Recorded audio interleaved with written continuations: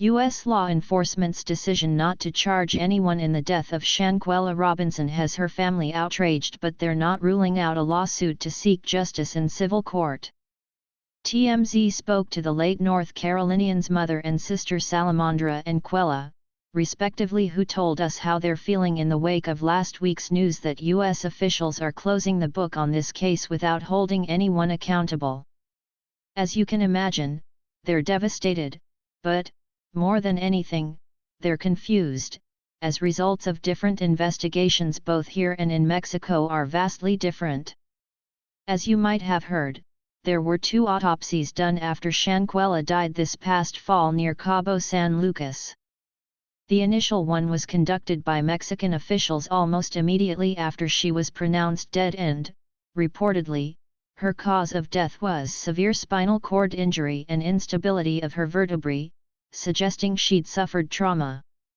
Considering there's a widely circulated video showing Shanquella taking a beating from a woman she was vacationing with at the time, her family thinks it's a no-brainer to connect the dots and assume one thing might have caused the other, namely, that the attack might have played a part in their loved one's death. Apparently, U.S. investigators felt differently. Shanquella's family says the feds did their own autopsy once her body was embalmed and shipped and conceded there was swelling in her brain, but ultimately determined an official cause of death was inconclusive. The fact the feds seem to be relying on their autopsy findings, which are undoubtedly less accurate than the more timely Mexican one, is a discrepancy that has yet to be properly explained, according to the family's attorney, Sue Ann Robinson, no relation. Sue Ann tells us justice wasn't done, because, she believes, U.S. prosecutors punted.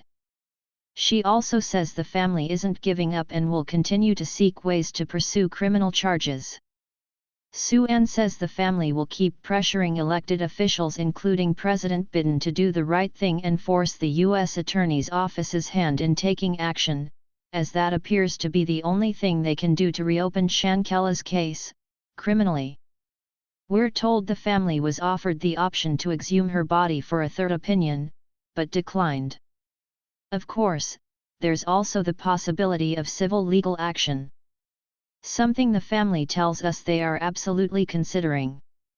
Fact is, they personally know the friends who vacationed with Shanquella, and they believe some of them know more than they've revealed.